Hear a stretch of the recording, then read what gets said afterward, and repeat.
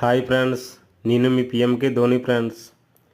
నేనైతే ఇప్పుడు నాగార్జున సాగర్ వెళ్ళాను ఫ్రెండ్స్. అక్కడ పుట్టు మీద వేటకి వెళ్ళడం జరిగింది ఫ్రెండ్స్.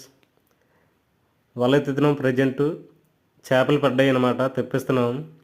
చూడండి ఫ్రెండ్స్, ఎంత బాగున్నాయో ఫ్రెండ్స్ చేపలు.